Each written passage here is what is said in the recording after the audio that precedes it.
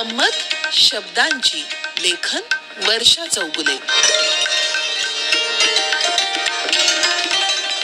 श्रोते हो नमस्कार. आजचा शब्द आहे कळस. बाई बाई कळस केला हा आता या पावसानं.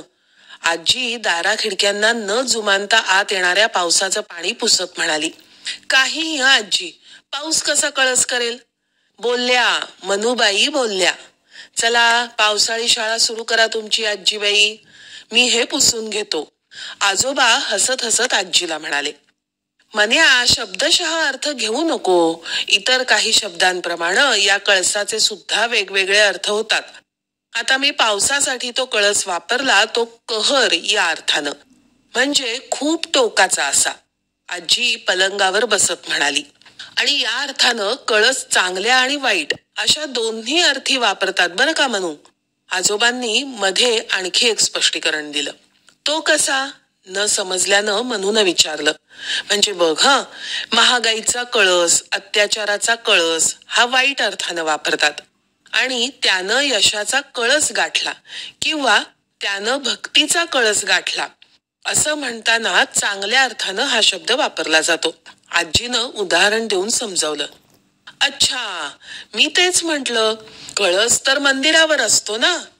असतोच मुळी, मंदिरावरच असतो. तसाच तो आपल्या घराच्या देव्हाऱ्यावरही असतो. हा कळस म्हणजे मंदिराचं शिखर किंवा डोकं. आणि आपण पूजेच्या वेळी सुद्धा कळस भरून ठेवतो ना ग आजी. मनूला नेमकं आठवलं. अरे वा, आठवलं की तुला. तो कळस म्हणजे पाण्यानं भरलेला तांब्या. पण त्याला कळस नाही तर कलश म्हणतात बरं का मनू. हो, आणि त्यात आपण पानं आणि नारळ पण ठेवतो. आणि ते ठेवायला, कलश सजवायला तुला फार आवडतं. हो ना, म्हणून तर लक्षात आलं माझ्या. मनू उत्स्फूर्तपणे एक टाळी वाजवत म्हणाली. आणि एखादी मोठी किंवा महत्वाची गोष्ट पूर्ण झाली असं सांगतानाही कळस ठेवला असं म्हणतात. म्हणजे कसं? अगं, मंदिरावर कळस ठेवला म्हणजे मंदिर बांधून पूर्ण झालं, किंवा एखाद्या इमारतीचं बांधकाम पूर्ण झालं असं सांगताना कालच इमारतीवर कळस ठेवला असं अगदी सहज म्हटलं जातं. ओके, आता हा कळस माझ्या कळसात एकदम पक्का बसला.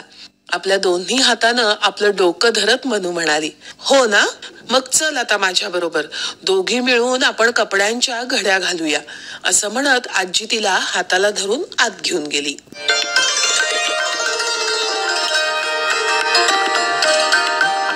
गंमत शब्दांची. लेखन वर्षा चौगुले. वाचन ऐश्वर्या बेहरे.